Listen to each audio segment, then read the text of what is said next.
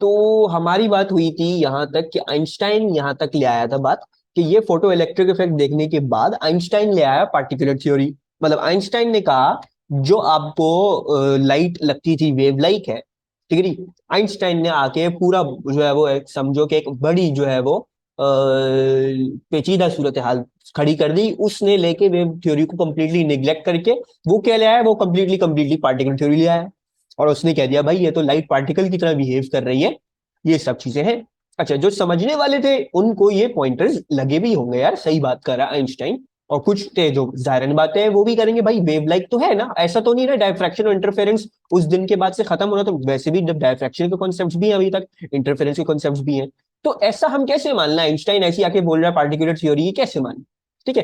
तो उसके लिए अब हल निकालना था कि किसी ना किसी तरह या तो आइंस्टाइन को गलत प्रूव किया जाए या तो आइंस्टाइन को सही प्रूव किया जाए, ठीक है। मसला क्या था, आइंस्टाइन जो था वो जीनियस था, उसकी जो मैथ्स थी हमेशा सही बैठती थी। तो अब हम जो है वो प्रूफ देखने जा रहे हैं कि Einstein in the end prove कैसे हुआ, ठीक है जी। Einstein got proved using the photo cell, ठीक है जी। Photo cell.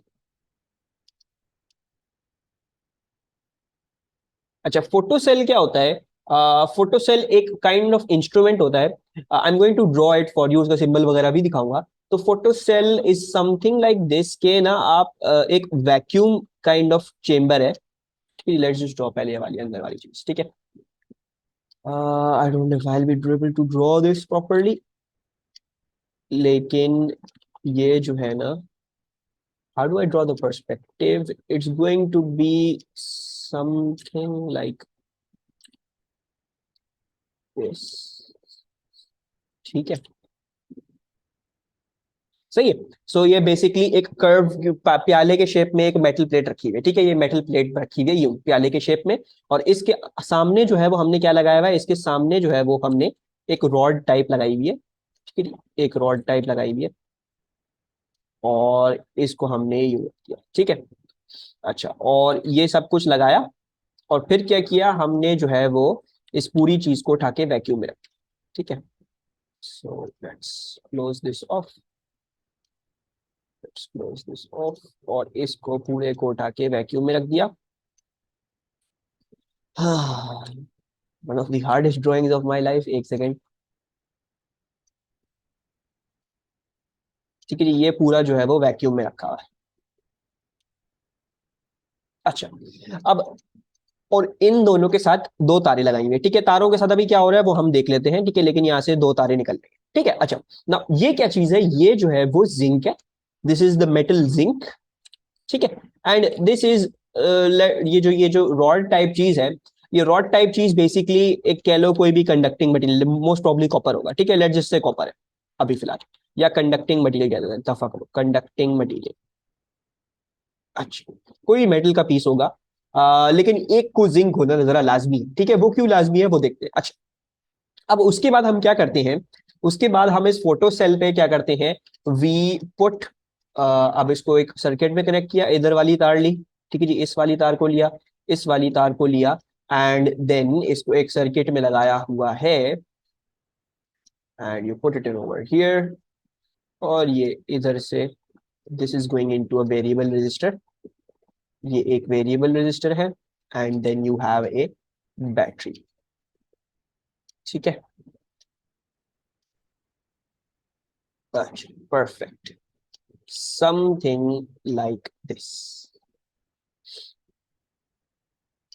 अच्छा, हमने ये रख लिया और एक काम कर लेते हैं, ये वेरिएबल रिश्ता इसको सिंबल बना देते हैं। एंड लेट्स मार्क दिस, एक वोल्ट मीटर भी मैंने यहाँ पे लगाया हुआ है, ठीक है जी। ये मैंने एक वोल्ट मीटर लगाया हुआ है।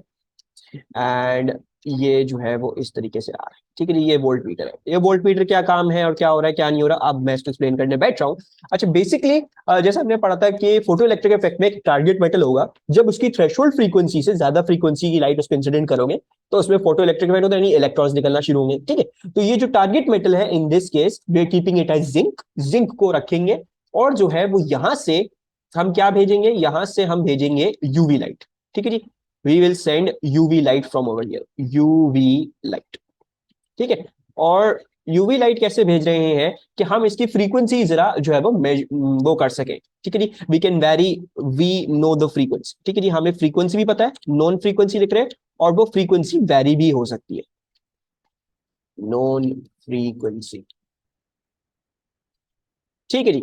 अच्छा, तो अब यहाँ पे यूवी लाइट, अच्छा यूवी लाइट को इस्तेमाल कर रहे हैं क्योंकि जिंक की जो फोटो इलेक्ट्रिक इफेक्ट होती है, जिंक के लिए जो फोटो इलेक्ट्रिक इफेक्ट होती है, जिसकी जो थ्रेशोल्ड फ्रीक्वेंसी है जिंक की, वो बेसिकली तकरीबन यूवी लाइट की रेंज में आता है। तो जब इस पे यूवी लाइट शाइन करते हो तो उस पर फोटो इलेक्ट्रिक इफेक्ट होता है, ठीक है। अच्छा, नाउ जब हम इस पे यूवी लाइट भेजेंगे तो वी नो दैट, अब क्योंकि जिंक की थ्रेशोल्ड फ्रीक्वेंसी यूवी लाइट से कम है, सो बेसिकली जब हम ये इंसिडेंट करते हैं तो F I is greater than F O, and then you have the photo electric effect occurring over here.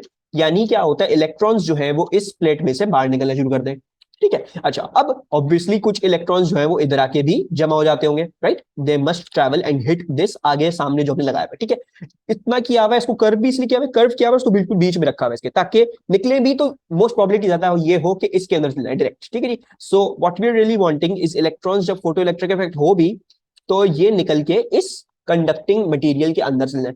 अच्छा, अब होगा क्या, होगा ये कि ये, अब क्योंकि इलेक्ट्रॉन आ रहे हैं, ठीक है, तो अब ये इलेक्ट्रॉन फ्लो करना शुरू करेंगे, and these electrons flowing shall make a current, ये इलेक्ट्रॉन्स बनाएंगे करंट।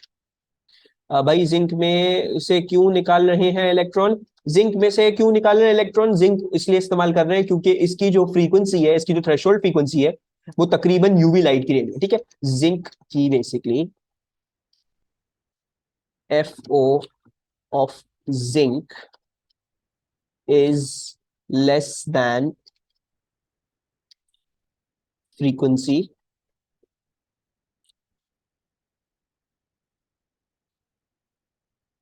ऑफ यूवी, ठीक है। तो यानी मतलब ये हुआ कि अगर मैं यूवी लाइट इस्तेमाल करूं तो फोटो इलेक्ट्रिक इफेक्ट हो जाएगा, ठीक है। जिंक इसलिए इस्तेमाल कर रहे हैं क्योंकि सबसे ज्यादा मैनेजेबल है, ठीक है। यूवी लाइट हम हमें आराम से बना सकते, गैमा रेज बनाना, एक्स रेज बनाना, वो थोड़ी पेचीदा सूरत है, तो बहुत हाई एनर्जी वेव्स है, वो बनाना थोड़ा मुश्किल हो जाता है हमारे लिए, ठीक है। सो हम क्या करते हैं, वी यूज जिंक, क्योंकि UV light we can make, हमारे पास एलईडीज वगैरह हैं, हमारे पास लाइट सोर्सेज हैं, यूवी लाइट हम आराम से, हमारे पास ऐसी सोर्सेज हैं यूवी लाइट की जिनकी हम फ्रीक्वेंसी भी वेरी कर सकते हैं। मतलब you know that UV light is 10 to the power -8, -6 to 10 to the power -8, है ना, ये वेवलेंथ थी, और तुम इसके हिसाब से करस्पॉन्डिंग इसकी फ्रीक्वेंसी निकाल सकते, वट एवर द फ्रीक्वेंसी भी कोई रेंज होगी, ठीक है। अच्छा, हमारे पास ऐसी सोर्सेज थी उस वक्त में कि जो है हम यूवी लाइट एक जो स्पेक्ट्रम, मतलब हम फ्रीक्वेंसी वेरी, एक डिफरेंट फ्रीक्वेंसी की UV light we could produce, ठीक है, we could produce multitude frequencies of UV light.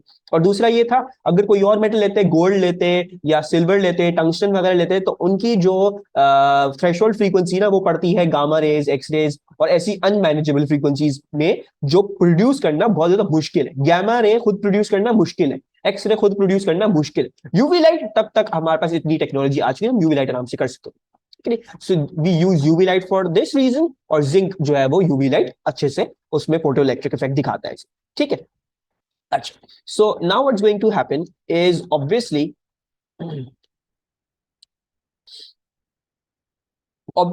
जब इलेक्ट्रॉन्स में निकलेंगे तो उधर के इस कंडक्टिंग मटेरियल में जमा होंगे, and then they will start flowing, ठीक है जी, दे विल स्टार्ट फ्लोइंग। और एक और काम यहाँ पे ये करना है, let's also put a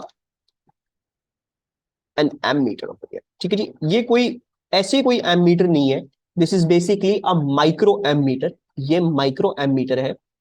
micro ammeter क्या, माइक्रो एमीटर बेसिकली एम्पेयर्स को ये माइक्रो माइक्रो एम्पेयर्स तक मेजर कर सकता है, मतलब करंट को माइक्रो एम्पेयर्स तक मेजर कर सकता है, मतलब हमें बहुत एक्यूरेट चाहिए तो हमने इसलिए माइक्रो लिया है, ठीक है। वैसे भी ये करंट बहुत ज्यादा छोटा ही होना है वैसे भी, ठीक है। अच्छा ना, अब क्या हो रहा है, ये इलेक्ट्रॉन्स आ रहे हैं यहां से, एंड सिमिलरली आपकी बैटरी भी इलेक्ट्रॉन्स दे रही होगी, ऑब्वियसली बैटरी में से भी खुद ब खुद इलेक्ट्रॉन्स निकलेंगे, ऑब्वियसली सर्किट में लगाया हुआ तो the current will want to flow. अच्छा, अब अगर इलेक्ट्रॉन्स यहां से आ रहे हैं और इलेक्ट्रॉन यहां से भी आ रहा है, सो होगा क्या, होगा ये कि ये इलेक्ट्रॉन और ये इलेक्ट्रॉन एक दूसरे को कैंसिल आउट करने की कोशिश करेंगे, है ना। अगर तो इसके पास ज्यादा एनर्जी हुई, if it has more energy, अगर इसकी एनर्जी ज्यादा हुई तो ये इसको हरा देगा और आगे निकल जाएगा, और अगर इसके पास ज्यादा एनर्जी हुई तो ये उसको हरा देगा और निकाल देगा, मतलब इसको हरा देगा और यहां पे आगे चले जाएगा, right. So that is what we are trying to do, हम बेसिकली बैटरी से एक अपोजिंग करंट बनाना चाह रहे हैं, और ये यहां से भी करंट आ रहा है, ठीक है। अब मसला ये, अगर इसमें ज्यादा एनर्जी है ये आगे आ जाएगा बैटरी की तरफ, अगर इसमें ज्यादा एनर्जी है तो ये यहां से आगे इधर इधर चल जाएगा। अब मजे की बात यह है क्योंकि आपने ये वेरिएबल रजिस्टर लगाया, ठीक है, this is the variable resistor. इस वेरिएबल रजिस्टर से क्या कर सकते हो आप, you can very the voltage. Basically एक सीरीज रेजिस्टेंस लगी हुई है, उससे you can very the current, या इन मोर अप्रोप्रिएटली ये जो वोल्टेज पड़ रहा है, I am just writing this as V S. आप इस वेरिएबल रजिस्टर की ट्यूनिंग करके, आप इसको घुमा फिरा के, you can basically very what ever the voltage is over here. ठीक है, मतलब क्या कर सकते हो आप, डायरेक्टली इन्फ्लुएंस कर सकते हो इस इलेक्ट्रॉन की एनर्जी को, कि भाई इसकी एनर्जी मैं इस तरह से ट्यून कर सकता हूँ, यूज द वेरिएबल रजिस्टर, मैं ये ट्यून कर सकता हूँ इससे ज्यादा एनर्जी रखनी है या कम एनर्जी रखनी है। अच्छा, इसका क्या फायदा हो रहा है, इसका ये फायदा हो रहा है कि मैं ये करना चाह रहा हूं कि मेरे पास इस माइक्रो एमीटर पे 0 माइक्रो एम्पेयर्स की रीडिंग आ जाए। That's what I am wanting to find out. वो क्यों और वो कब होगा, वो इसलिए, वो तब होगा जब ये वाला इलेक्ट्रॉन इक्वल एनर्जी से आ रहा है इस वाले इलेक्ट्रॉन के साथ। तो जब ये भी उतनी एनर्जी से आ रहा है और ये भी उतनी एनर्जी से आ रहा है, तो एक दूसरे को कैंसिल आउट करके करंट क्या दे देंगे, 0 माइक्रो एम्पेयर दे देंगे। तो मैं ऐसा पॉइंट ढूंढना चाह रहा हूं, बेसिकली मैं एक ऐसा वीएस सेट करना चाह रहा हूं कि ये जो इलेक्ट्रॉन बैटरी दे रही है, उसके पास बस इतनी एनर्जी हो कि वो इस वाले को कैंसिल आउट कर दे। I am going to find that out. बस इतनी एनर्जी है उसके पास कि ये इस वाले को कैंसिल करे। और जब ये काम होगा, when this thing is going to happen, जब मेरे पास 0 माइक्रो एम्पेयर आ जाएंगे अपने एमीटर पे इसको ट्यून करने के बाद, तो वो बड़ा इंपॉर्टेंट वोल्टेज है, और उस वोल्टेज को हम कहते हैं stopping voltage. We call that voltage a stopping voltage. So this is the stopping voltage and it is VS. ठीक है, जो वीएस मैंने ऊपर मार्क किया ये वीएस यही है। अच्छा, स्टॉपिंग वोल्टेज क्या है, स्टॉपिंग वोल्टेज ये है, it is the voltage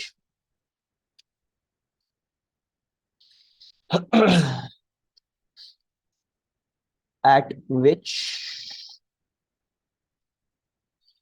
an electron from the photocell with the highest kinetic energy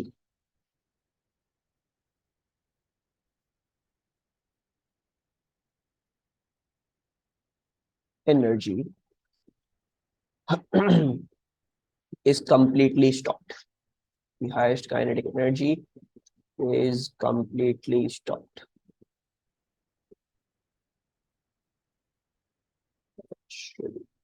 ठीक है, so seems like there's been some problem with my camera, लेकिन खैर। सो बेसिकली स्टॉपिंग वोल्टेज क्या है, ये जो वीएस की रीडिंग आ रही है 0 माइक्रो एम्पेयर पे, ये बेसिकली वो वोल्टेज आ रहा है जिस पे ये वाला इलेक्ट्रॉन जो बैटरी से आ रहा है, वो इस वाले इलेक्ट्रॉन को कंप्लीटली रोक के यहाँ पे करंट, नेट करंट आपको 0 माइक्रो एम्पेयर दे रहा है। ठीक है, उसने कंप्लीटली कैंसिल आउट कर दिया, उसने कहानी जो है वो ये कर दी। अब बड़ा अच्छा हमने खेल कर लिया, क्यों, because I can work out the energy of this electron. ठीक है जी, मेरे पास क्या है, मेरे पास जो है वो मेरी सो मेरे पास क्या है, मेरे पास बेसिकली ये पूरा सर्किट है, और एक इलेक्ट्रिकल सर्किट में I can work out the energy of the electron. वो कैसे वर्क आउट कर सकता हूं, I can work it out using, you know that voltage was work done upon charge, ये आपको पता है। सो बेसिकली वर्क डन कैसे आएगा, वर्क डन आएगा वी क्यू से। ठीक है, वी क्यू से आएगा। In this case your V is a V S and your charge is an E, एक इलेक्ट्रॉन का चार्ज है। सो बेसिकली आपकी जो ई के मैक्स है, ठीक है जी, अभी समझा रहा हूं, ई के मैक्स वहां से ले आया, ई के मैक्स जो है वो वी एस इंटू ई के बराबर है। ठीक है जी, अच्छा, एस कुछ एस सब्सक्रिप्ट है, it's not something else, it's a subscript, V S into E. यानी भाई देखो, अगर इस इलेक्ट्रॉन ने इसको आकर कैंसिल कर दिया, तो इस इलेक्ट्रॉन की एनर्जी कैसे, क्योंकि अगर कैंसिल कर रहा है तो इसकी एनर्जी जो थी वो उसकी भी एनर्जी थी, तो अगर मैं इसकी एनर्जी कैलकुलेट कर लूं तो वो उसकी काइनेटिक एनर्जी होगी मैक्स। ठीक है, इस वाले की काइनेटिक एनर्जी होगी मैक्स। इसकी कैसे कैलकुलेट करी, work done upon charge, we Q को मल्टीप्लाई कर दिया तो वर्क डन आ गया। अब वर्क डन जो था वो वी एस इंटू ई से आ रहा है। अब अगर वी एस इंटू ई इसकी एनर्जी है, तो वी एस इंटू ई उसकी भी एनर्जी होगी, जो कंप्लीटली उसकी काइनेटिक एनर्जी मैक्सिमम होगी। एनी प्रॉब्लम स्टिल हियर, समझ में आ रहा है अभी तक, ई मैक्स वाला सिर्फ। बेसिकली देखो Sahir, how can you give the energy possessed by charge, देखो वोल्टेज क्या था, it was work done per unit charge. ठीक है, voltage was work done per unit charge. ठीक है, so basically we Q will give me just the work done, है ना। तो मैंने क्या किया, मैंने वर्क डन निकालने के वी क्यू कर दिया। ये वर्क डन किसका, ये किसकी एनर्जी है, ये इस वाले की एनर्जी है, ठीक है। और बेसिकली 0 माइक्रो एम्पेयर जब रीडिंग आ गई तो मतलब इसकी एनर्जी जो है वो कंप्लीटली कंप्लीटली इसको कैंसिल आउट कर रही है ना। मतलब ये जितनी एनर्जी लेके आया वो इतनी एनर्जी आके खत्म वहां पे, जब खत्म हुई तो करंट जीरो आ गया, है ना। अच्छा, सो व्हाट आई एम सेइंग, भाई ये जो वर्क डन है ये इसकी एनर्जी तो है, लेकिन जाहिर बात है उसको इस टाइम में लिख सकते हैं इसकी काइनेटिक एनर्जी होगी। तो मैंने क्या लिखा, ये वर्क डन जो है वो उस वाले ऊपर वाली काइनेटिक एनर्जी है। And how can I give that, I can give that through voltage into charge. Voltage क्या है, मेरा वीएस है, और मेरा चार्ज क्या है, मेरा ई माइनस है, एक इलेक्ट्रॉन है। तो वीएस इंटू ई, ई क्या, ई 1.6 × 10⁻⁹ वो चीज। और फिर अच्छा कशिश, स्टॉपिंग वोल्टेज, स्टॉपिंग वोल्टेज क्या था, स्टॉपिंग वोल्टेज ये था कि एक इलेक्ट्रॉन यहां से आ रहा है, तो basically I am wanting to set मेरा वेरिएबल रजिस्टर ऐसा कि जो इलेक्ट्रॉन यहां से जा रहा है उसके पास बस इतनी एनर्जी हो कि इसको कैंसिल आउट कर दे। मतलब अगर ये यहां से आ रहा है करंट इसका, तो ये यहां से एक ऑपोजिंग करंट आए, दोनों एक दूसरे को खत्म कर दे। तो जो उस पॉइंट में मेरा ये वीएस आ रहा है उसको मैं स्टॉपिंग वोल्टेज बोलूं। Stopping voltage is the voltage acquired when the electron from the battery completely stops the electron from the photocell. That is what your stopping voltage is. ठीक है। अब आ जाते हैं आइंस्टाइन की बात पे। आइंस्टाइन ने आपको बताया था E K max is H F I minus H F O. अगर आइंस्टाइन ने ये दुरुस्त बात की है तो ये प्रूव हो जानी चाहिए अभी। Einstein told you that E K max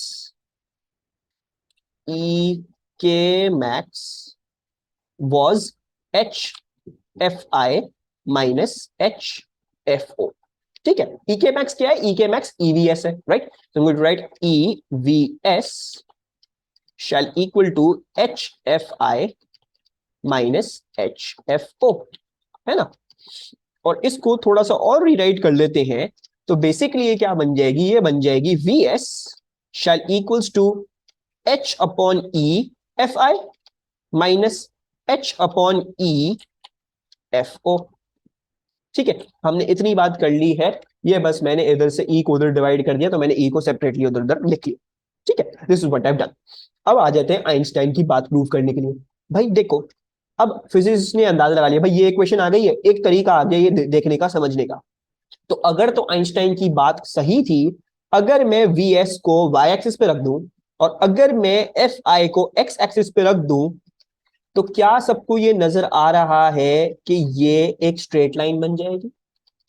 we S on the Y axis, F I on the X axis, H upon E, ये चीज क्या है, ये चीज कांस्टेंट है, H upon E Planck's constant upon elementary charge. ये चीज F O एक थ्रेशोल्ड, हर मेटल की एक थ्रेशोल्ड फ्रीक्वेंसी थी कांस्टेंट, और एच वैसे ही कांस्टेंट, ई भी कांस्टेंट, तो ये चीज भी कांस्टेंट आ रही है। तो अगर अगर तो आइंस्टाइन की बात दुरुस्त थी, अगर आइंस्टाइन ने बिल्कुल सच्ची बात करी है, तो ये सब कहानी करने के बाद ये जो आई है इक्वेशन, ये यकीनन स्ट्रेट लाइन बननी चाहिए। ठीक है, मैथ्स ने ये बता दिया आपको कि ये स्ट्रेट लाइन इक्वेशन होगी।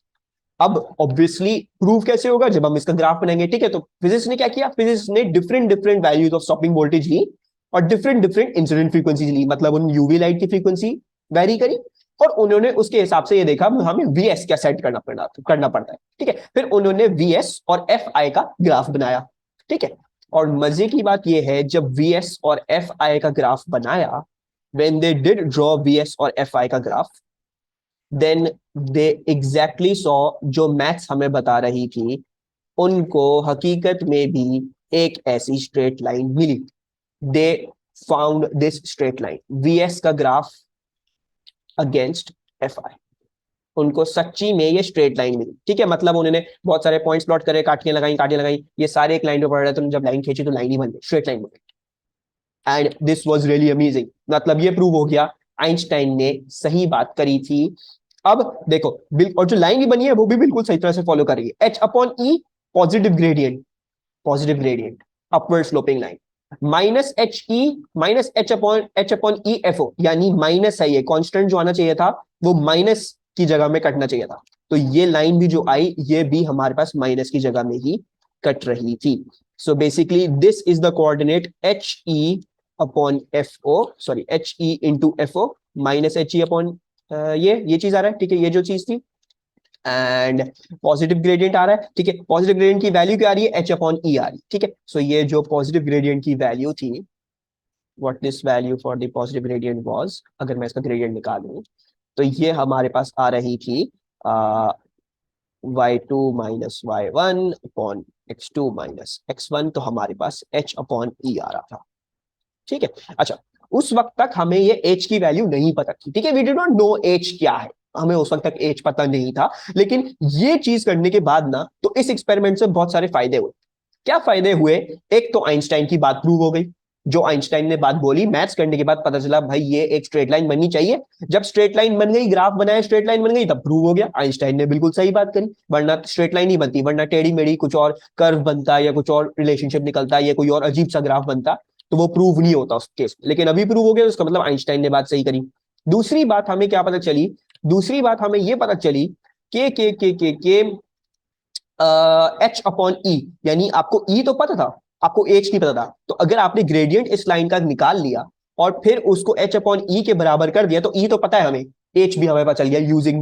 यूजिंग दिस लीनियर लॉ हमें एच की वैल्यू भी मिल गई। तो एच की वैल्यू भी हमने यहां से निकाली। और तीसरी बड़ी अच्छी बात क्या पता चली? तीसरी बड़ी अच्छी बात ये पता चली कि if you look at this point, जहां पे आपका स्टॉपिंग वोल्टेज जीरो हो रहा है, ठीक है, ये वाला स्टॉपिंग वोल्टेज जहां पे जीरो हो रहा है, ठीक है, लेट्स सी दैट उसमें क्या है। If I make the stopping voltage zero, यहां से ले लेते हैं, स्टॉपिंग वोल्टेज को जीरो कर लेते हैं इधर से। If V S equals to zero, तो अगर मैं इसको जीरो रख दूं, तो मेरे पास क्या आ रहा है? मेरे पास H upon E F I minus H upon E F O. Let's send this thing over there. So H upon E F O shall equals to H upon E F I. Cancel cancel, मतलब हमें for accurate, हमें ये भी पता चल गया था कि जिंक की थ्रेशोल्ड फ्रीक्वेंसी क्या होती है। मतलब पहले तो थोड़ा सा अंदाजा था ना कि मे बी इट्स 784 नैनोमीटर या 75 नैनोमीटर, नैनोमीटर बोल रहा हूँ, something hertz, may be 1000 hertz और 1005 हर्ट्ज के बीच में है, इतनी तो अंदाजा लगा। लेकिन जो वैल्यू चाहिए थी असल में to very very accurate decimal places, वो भी इधर से आ। मतलब ये लाइन बनाने के बाद तीन चीजें बड़ी अहम आपके पास खुल गई। क्या चीज खुली? Einstein was proved right, was proved right. Number two, हमें क्या पता चला? हमें प्लैंक्स कांस्टेंट की वैल्यू मिल गई। Planck's constant was found. ठीक है, वो कैसे ढूंढा? वो ढूंढा through the gradient equals to H upon E. ठीक है। और नंबर थ्री क्या था? नंबर थ्री ये था कि threshold frequency could be deduced very accurately.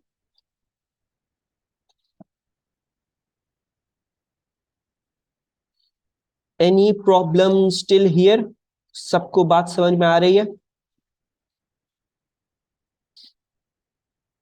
सो जो फोटो सेल एक्सपेरिमेंट थी, उसने आपका सारा जो ये था अभी तक, जिन जिन लोगों को अभी भी डिसएग्री कर रहे थे आइंस्टाइन के साथ, वो भी जो है सब अब प्रूव हो गया कि आइंस्टाइन ने सच्ची बात ही करी, आइंस्टाइन ने कुछ गलत नहीं बोला। ठीक है, आइंस्टाइन की मैथ्स इतनी अच्छी थी और ये प्रूफ आने के बाद आइंस्टाइन की जो थ्योरी थी वो सीमेंट हो गई। मतलब पूरा पूरा पक्का पक्का यकीन हो गया दोबारा अब लोगों को कि लाइट जो है वो पार्टिकुलेट है। ठीक है। तो एनी प्रॉब्लम स्टिल हियर? सिर्फ साइड का जवाब आया, आई नीड मोर आंसर्स। अगर कोई चीज अनक्लियर है तो भी पूछ लो, क्योंकि ये ग्राफ जो है बहुत इंपॉर्टेंट है। This graph is one of the most important graphs. Quantum physics की जो ग्राफ्स है ना, वो बहुत मुश्किल है, बहुत ज्यादा। अब बात क्लियर हो गई हमारी, आइंस्टाइन की भी बात क्लियर हो गई है और सब चीजें प्रूव हो गई हैं। ये ग्राफ बड़ा इंपॉर्टेंट है, इसके वेरियस स्पिन ऑफ्स भी मिलेंगे और हो सकता है लीनियर लॉ के बगैर भी पूछ लिया जाए आपसे। तो आपको ये चीजें समझ में आनी चाहिए, आपको ये लीनियर लॉ निकालना आना चाहिए, कैसे इक्वेशन प्लॉट हो रही है, कैसे नहीं हो रही है। आई will be doing past word questions, हम और चीजें सीमेंट करेंगे। लेकिन आई होप जो है वो यहां तक हमें सब चीजें समझ में आई हो। अच्छा, अब अभी भी अगर किसी को शक था, अभी भी किसी को अगर शक था कि आइंस्टाइन सही बात नहीं करा, may be this is a coincidence, may be हो सकता है कुछ और भी हो सकता है, ये कोइंसिडेंटली हो रहा है, मतलब हो सकता है लाइन लाइन की क्वेश्चन कोइंसिडेंटली आ गई। तो दो तीन और चीजें हैं जिससे समझ लो अब पूरा पूरा पक्का पक्का यकीन हो गया है कि ना, हो ही नहीं सकता है कि उलट कहानी हो। ठीक है। अच्छा, तो अब इधर चलते हैं वेव लाइक थ्योरी में। अगर वेव लाइक थ्योरी में बात करते हैं तो दो बड़े इंपॉर्टेंट पहलू आ जाते हैं। ये चीज क्या थी कि एक पहलू ये था कि फ्रीक्वेंसी को चेंज करने से कुछ नहीं फर्क पड़ने वाला, ठीक है जी। तो एक तो चीज ये थी कि फ्रीक्वेंसी चेंज करोगे तो कुछ फर्क नहीं पड़ेगा, ठीक है। दूसरी बात ये थी कि देखो, व्हेन इंटेंसिटी इज इंक्रीज, मतलब अगर हम वेव की इंटेंसिटी इंक्रीज कर दें,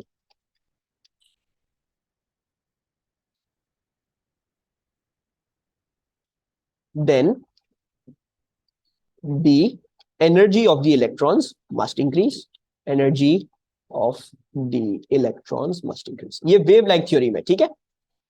क्योंकि इंटेंसिटी क्या थी, इंटेंसिटी थी power per unit area, right. I hope you remember this waves वाले चैप्टर में से।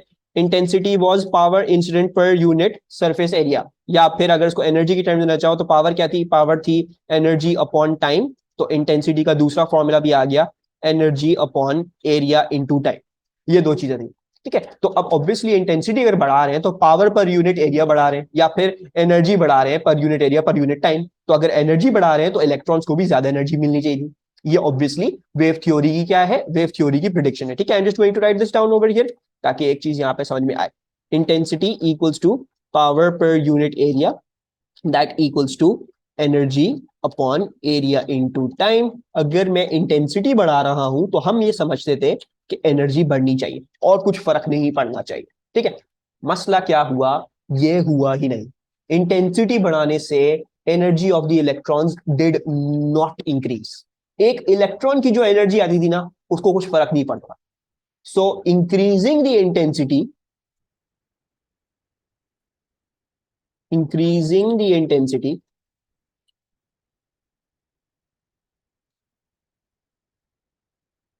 did not increase the EK max of electrons।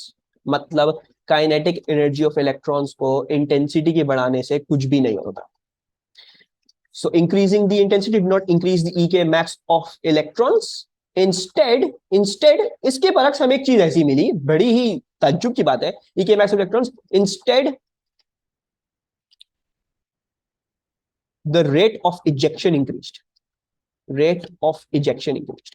मतलब हम क्या सोच रहे थे, हम ये सोच रहे थे कि भाई जब इंटेंसिटी बढ़ाएंगे तो एक इलेक्ट्रॉन जितनी एनर्जी से पहले निकलता था अब ज्यादा एनर्जी से निकलेगा। अब हुआ ये नहीं, हुआ क्या, हुआ ये कि एनर्जी नहीं बढ़ी है इलेक्ट्रॉन की। क्या बढ़ा, कितने इलेक्ट्रॉन निकल रहे हैं पर यूनिट टाइम, ये बढ़ गया। मतलब पहले अगर दो इलेक्ट्रॉन निकलते थे एक सर्टेन इंटेंसिटी पे, अब इंटेंसिटी बढ़ हो सकता है 5 इलेक्ट्रॉन, सबकी एनर्जी एक ही कांस्टेंट वैल्यू। किसी भी इलेक्ट्रॉन की एनर्जी नहीं बढ़ी, मतलब पहले वालों की जो EK मैक्स थी वो अब भी इन वालों की EK मैक्स है, बस अब ज्यादा इलेक्ट्रॉन निकल रहे हैं पर यूनिट टाइम, ठीक है। अच्छा, और दूसरी बात क्या थी, दूसरी बात ये थी कि फ्रीक्वेंसी का कुछ फर्क पड़ने नहीं वाला था। तो हमने तो ये डिड्यूस कर था फ्रीक्वेंसी से कुछ फर्क नहीं पड़ रहा। और जब हमने हकीकत में किया increasing the frequency, increasing the frequency, अच्छा एक second, I just need to see, मैं कुछ और गलत लिख दूं, एक second. I need to write two things for this. Increasing the frequency decreases the rate of ejection and increases, okay, I'll explain this again. Increasing the frequency decreases the rate of ejection and increases the EK max of electrons. The EK max of electrons. Acha. To prove our observations using Einstein's particulate theory, ठीक है। Einstein की particular theory इस्तेमाल करते हुए ये जो दो observations हैं कि इंटेंसिटी को बढ़ाने की वजह से रेट ऑफ इजेक्शन बढ़ रहा है, और दूसरी बात ये कि फ्रीक्वेंसी के बढ़ाने से रेट ऑफ इजेक्शन कम होता है और EK मैक्स इंक्रीज होती है। तो ये जो दो ऑब्जर्वेशंस हैं, नहीं इनको भी प्रूव करने की कोशिश करता है, ठीक है।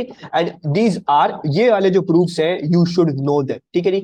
मतलब ऐसा इसमें कुछ नहीं है, you can not learn them, this is basically you have to know the derivation. अब हो सकता है अभी तो मैं करवा रहा हूं, हो सकता है लैम्डा में पूछ ले, वेवलेंथ में पूछ ले, हो सकता है कुछ और चीज वेरी करवा दे, तो you need to know this, ठीक है जी, you need to know this. तो क्वेश्चन क्या है कि प्रूव दैट इंक्रीजिंग इंटेंसिटी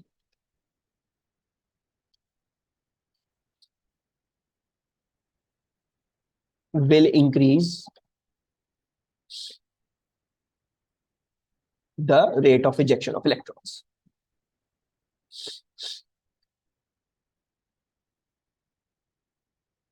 अच्छा जी, इस बात को बड़ा इंपॉर्टेंट है ये समझना कि ये जो हो सकता था ये सिर्फ पार्टिकुलेट नेचर से हो सकता। क्यों?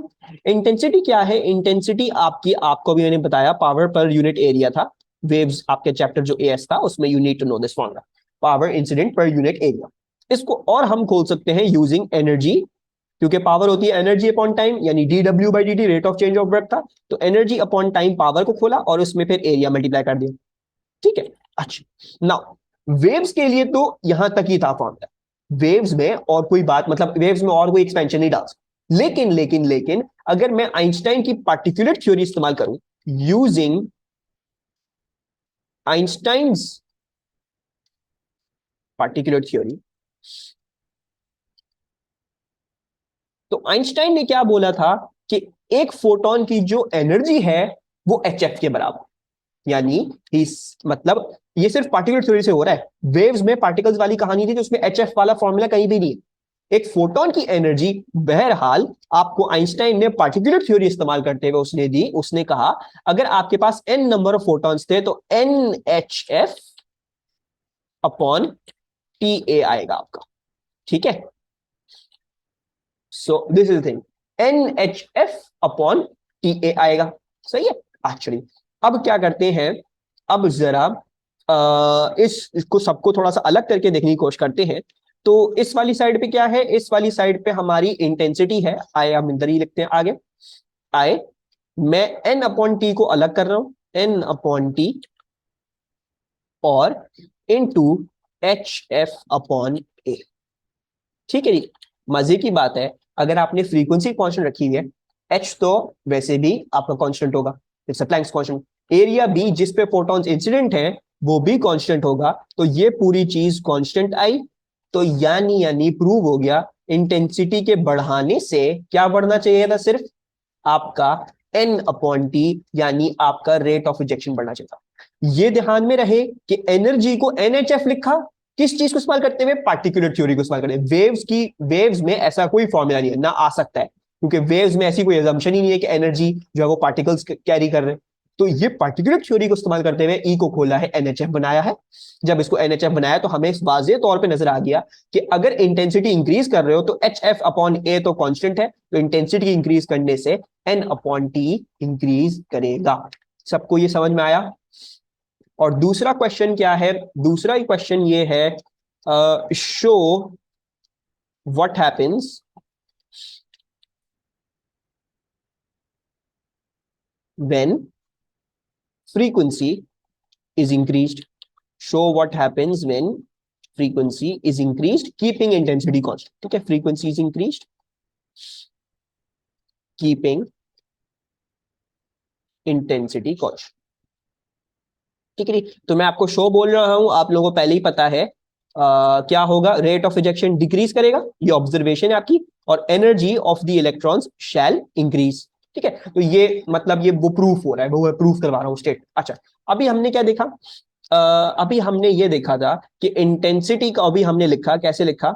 We wrote that as NHF upon TA। We wrote that as that intensity shall equals to NHF upon TA। ये हमने अभी भी निकाला। अच्छा, अब जरा देखो, इंटेंसिटी कांस्टेंट है और मुझे लिंक निकालना है। पहली क्या चीज? फ्रीक्वेंसी से N अपॉन टी का क्या लिंक है? मतलब ऑब्जर्वेशन जो थी वो तो ये थी ना, फ्रीक्वेंसी इंक्रीज करते हो रेट ऑफ रिजेक्शन डिक्रीज करता है। तो जरा पार्टिकुलर थ्योरी को इस्तेमाल करते हुए ये प्रूव करने की कोशिश करते हैं, हकीकत में ऐसा होना चाहिए। तो मैं क्या कर रहा हूं उसके लिए? मैं उसके लिए N अपॉन टी और F के टर्म्स में लेके आ रहा हूं क्वेश्चन, मतलब वाज़ेह तौर पर मुझे नजर आना चाहिए इनकी वेरिएशन से क्या होगा। ठीक है, so what I am just going to do is, मैं जो हूं वो फ्रीक्वेंसी को इधर subject, sorry, N upon T को इधर सब्जेक्ट बनाते हैं और बाकी सब कुछ इधर भेज देते हैं। ठीक है, सो ये हो गया, I ऊपर ही रहेगा, A ऊपर जाके मल्टीप्लाई होगा, H नीचे जाके डिवाइड होगा, और फ्रीक्वेंसी, अब फ्रीक्वेंसी भी नीचे जाके डिवाइड होगी, मैं उसको अलग से करके लिख रहा हूँ, 1 अपॉन F करके लिख रहा हूँ। ठीक है, अच्छा, और N अपॉन टी मैंने इसी साइड पे छोड़ दिया। एक्चुअली देखो, आपने इंटेंसिटी कॉन्स्टेंट रखी हुई है, आपका H वैसे भी कांस्टेंट, आपका A वैसे भी कांस्टेंट। तो अगर आप इंटेंसिटी कांस्टेंट रखते हो और आप फ्रीक्वेंसी को वैरी करते हो, यानी फ्रीक्वेंसी आप बढ़ाते हो तो आपको नजर आ रहा है n/t is inversely proportional to f, n/t is inversely proportional to f, तो फ्रीक्वेंसी के इंक्रीज करने पे n/t शुड डिक्रीज। तो प्रूव हो गया।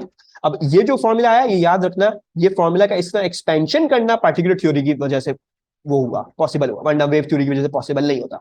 तो ये करने के बाद जो हमने ये निकाला, मतलब ये प्रूव हो गई, अजम्पशन क्या प्रूव हो गई, n/t, अगर n/t जो है वो फ्रीक्वेंसी से इंफ्लुएंस हो रहा है, ठीक है जी। तो एक तो आपकी अजम्पशन जो आपने, आपकी जो ऑब्जर्वेशन थी वो प्रूव हो गई कि इंक्रीजिंग इंटेंसिटी,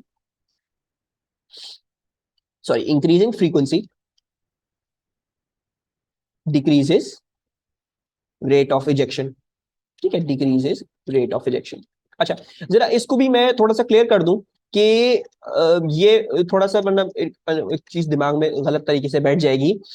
ये जो n/t बात हो रही है ना, ये मतलब देखो, ये अभी तक हम फोटोन की बात करें, ठीक है, ये आई इंक्रीज करी intensity of the incident wave, यानी फोटोन वाली चीज की बात कर रहे हैं, तो n/t फोटोन के इंक्रीज हुए, ठीक है। अब जाहिर बात है, जब मैं photon, number of photons increase कर दूं तो वो ज्यादा इलेक्ट्रॉन्स के जाके कोलाइड करेंगे, तो उसकी वजह से इलेक्ट्रॉन इंक्रीज करे, ठीक है। तो ये जो n/t असल में आपको दिख रहा है कि ये n/t इंक्रीज करे, ये फोटोन्स की बात, फोटोन्स का रेट इंक्रीज हुआ है, उसकी वजह से इलेक्ट्रॉन्स का रेट इंक्रीज हुआ है, ठीक है। ये मैं इन वर्डिंग्स भी यहाँ पे लिख दूंगा। सिमिलरली ओवर हियर भी फ्रीक्वेंसी इंक्रीज करने पे रेट ऑफ इजेक्शन डिक्रीज तो हुआ है, लेकिन पहले फोटॉन्स का रेट ऑफ इजेक्शन डिक्रीज हुआ है, फिर उसकी वजह से इलेक्ट्रॉन्स का रेट ऑफ इजेक्शन डिक्रीज हुआ है, ठीक है। और दूसरी चीज जो हमने कहा था, फ्रीक्वेंसी बढ़ाने से आपके पास जो है वो एनर्जी बढ़नी चाहिए, तो वो तो वैसे भी क्लियर था भाई, जब आइंस्टाइन ने बता दिया आपको E equals to H F, अगर आइंस्टाइन ने आपको ये बता दिया है तो फ्रीक्वेंसी बढ़ाने से एनर्जी बढ़नी चाहिए, लाजमी बढ़नी चाहिए। यानी अगर मैंने एक फोटोन की फ्रीक्वेंसी बढ़ा दी तो उसके पास एनर्जी ज्यादा आ गई, अगर उसके पास एनर्जी ज्यादा आ गई है तो increasing frequency must also increase the energy of electrons,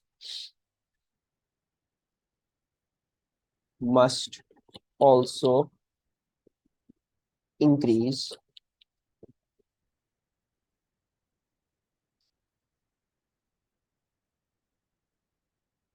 energy of electrons, ठीक है जी। ध्यान में क्या आ रहा है बात, ये जो इक्वेशन है, ये इक्वेशन अभी क्या बता रही है, ये अभी इक्वेशन बता रही है कि फ्रीक्वेंसी इंक्रीज करने से energy of a photon increase हुई। अब जब एनर्जी ऑफ फोटोन इंक्रीज हुई तो जब वो मोमेंटम चेंज कॉज कर रहा है तो वो उसमें भी एनर्जी ज्यादा, एक बड़ा मोमेंटम चेंज कॉज करेगा, एक बड़ी एनर्जी का गैप है, इलेक्ट्रॉन के पास ज्यादा एनर्जी आ जाए, ठीक है। Any problems with these two derivations? सबको बात समझ में आई, सबको ये बात समझ में आई कि पार्टिकुलर थ्योरी से कैसे प्रूव हो रहा है, और वेव वाली थ्योरी से फॉर्मूला यहीं पे आके रुक जाता है, पार्टिकुलर थ्योरी से ये फॉर्मूला इधर आके उठा के मैंने एक्सपैंड किया है। अगर आइंस्टाइन नहीं बताता ये बात तो ये नहीं कर सकते थे हम। Any problem still here?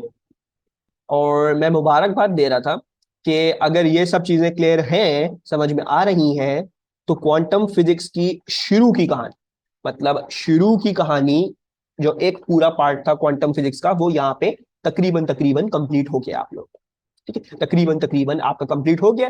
Threshold frequency पढ़ी है, थ्रेशोल्ड वेवलेंथ पढ़ानी है, वो बस एक डिफरेंट वो है, समझ लो जार्गन, और कुछ भी नहीं है, उसमें मिस्टेक ना हो जाए वो बता देता हूँ। और बस एक चीज और जरा हम भी देखेंगे, क्योंकि वो कहानी अभी तक पूरी हुई, थ्रेशोल्ड वेवलेंथ। अच्छा, अब ऑब्वियसली अगर मैं थ्रेशोल्ड फ्रीक्वेंसी की बात करता हूं तो एक और चीज है, ऑब्वियसली अगर थ्रेशोल्ड फ्रीक्वेंसी की बात करूं थ्रेशोल्ड वेवलेंथ की भी बात कर सकता हूं, क्यों? Because V equals to F lambda. अब इलेक्ट्रोमैग्नेटिक रेडिएशन की जो V है वो तो कांस्टेंट है, इफ अगर V कांस्टेंट है तो फ्रीक्वेंसी और लैम्डा इनवर्सली प्रोपोर्शनल जाते हैं, है ना। You can see that, lambda को डिवाइड कर दो, वेलोसिटी कांस्टेंट है, फ्रीक्वेंसी इनवर्सली प्रोपोर्शनल जाएगा, ठीक है। मैं इधर ये छोटा सा कर भी देता हूं, तो V equals to F lambda, और V, अब फ्रीक्वेंसी का फॉर्मूला क्या आ गया, फ्रीक्वेंसी का फॉर्मूला आ गया V अपॉन लैम्डा, जिसमें से V कांस्टेंट है, so basically therefore frequency and lambda are inversely proportional, ठीक है। तो जरूरी नहीं है हमेशा आपको वो बोले कि थ्रेशोल्ड फ्रीक्वेंसी की बात करें, हो सकता है वो थ्रेशोल्ड वेवलेंथ की भी बात कर ले, तो वो भी कोई मुश्किल कहानी नहीं है। आपको बस उस बात में देखो, frequency inversely proportional to wavelength है, तो यानी बेसिकली फ्रीक्वेंसी की जो कहानी है उसका उलट वेवलेंथ की कहानी होगी। मतलब क्या इस बात का, इस बात का मतलब ये हुआ, जैसे it is the minimum frequency, it is the maximum wavelength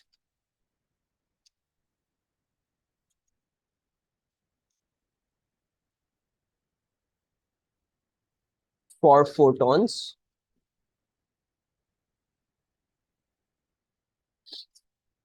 incident on a target metal, incident on A target metal, ठीक है जी।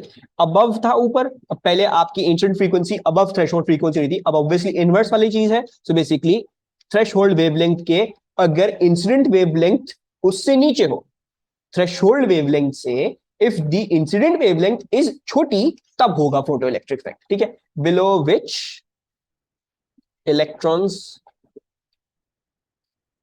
आर इमिटेड, ठीक है। तो बेसिकली हो सकता है एग्जामिनर आपको हमेशा थ्रेशोल्ड फ्रीक्वेंसी की बात ना करे, हो सकता है थ्रेशोल्ड वेवलेंथ की बात कर ले, ठीक है, उसमें कोई प्रॉब्लम की बात नहीं होनी चाहिए, ठीक है। थोड़ा सा मैं इधर और चीजें समझाता चलूं। अच्छा, अगर वी की बात करूं, अगर मैं फोटोन के वी की बात करूं, तो you all know a photon shall be travelling at the speed of light, और speed of light you know that is denoted by a C, ठीक है, सी विच इज 3 × 10⁸, ठीक है। तो similarly this is also a C, तो बस ये भी चीज थोड़ा सा दिमाग में रखिएगा, सी ही हो सकता था, ठीक है।